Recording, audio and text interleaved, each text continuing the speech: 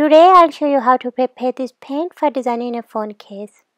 For this you need some plaster of Paris, some PVA glue, your favorite color paint, this is the one which is used to paint walls and doors, a pair of scissors, sticky tape, laminating plastic sheets, a thin fabric, cotton or organza, a teaspoon and a tablespoon. Start up by laying a wax paper on the surface and lay the fabric down on the wax paper. Take out some plaster of Paris on the fabric and gather the fabric from one side. Ask someone to hold the fabric from this side and gather the fabric from the other side like so.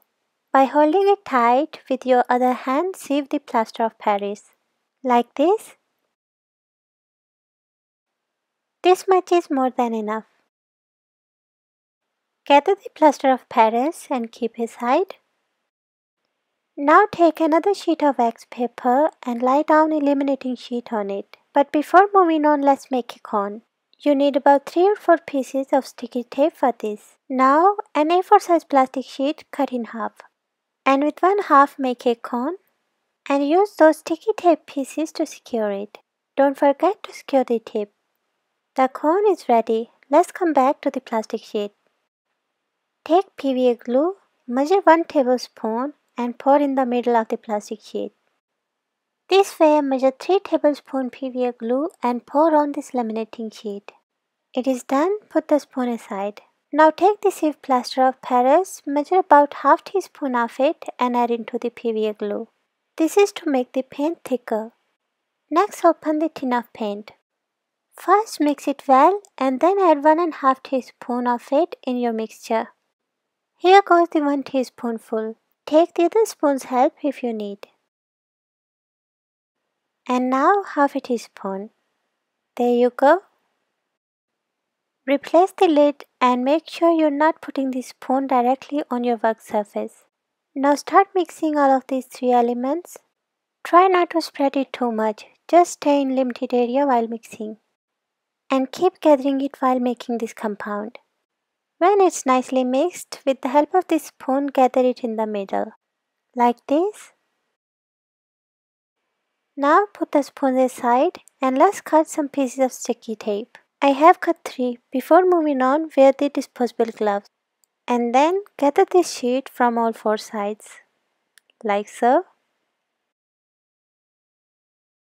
See, the paint has gathered in the entire middle. Now grab the cone, but before that make a large cut here and start pouring the paint in the entire middle of the cone. Try not to mess the walls with paint. For this you need someone else to hold the cone and then you pour with both hands. Unfortunately, I got no help and messed the walls of my cone. Anyways, it's done. Dispose this paper and your glove with care. Now I'm taking this cone and pushing down the paint, like this. When it is done, fold the cone from the one side and from the other side, like this. Then fold this pointy end in half, like this, and then fold again. Grab the piece of sticky tape and secure this end. Stick 2 more pieces on this side to secure it nicely. And now this is ready. Cut the pointy end of the cone and insert the pin. Your paint is ready to design a phone case. But let me tell you where else you can use it. You can use this as the outliner in the glass painting. Is this a bad example of glass painting? Actually, I had painted this tile about 2 years ago, but because of using wrong thinner, I ruined my glass paints, which I realized when this paint dried. And now, first I tried to clean it, but then I thought first I demonstrate this outliner I made and then clean it. Well, glass painting is supposed to be done on the glass or mirror, but I love painting on ceramic tiles because it stands out brilliantly.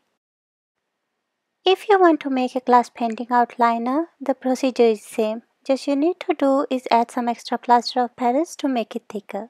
As this one is too liquidy, you will see it's not making those even lines which you desire.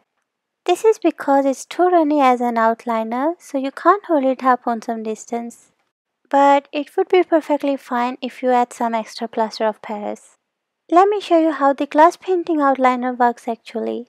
This is the glass painting outliner. Touch the surface, squeeze the cone and bring it up. See how thick it is? This was actually in a tube, but I transferred it into this cone because squeezing a tube is a very hard job for me, whereas using a cone is more comfortable and easy. When you reach to the end, stop squeezing and touch the surface to break the lead. And the second good thing is I got my new glass paints. By taking this painting brush, first mix the paint well and then fill in the heart like this. See, glass painting is a big fun. I hope you like this video. Thank you so much for watching guys. Happy Valentine's Day.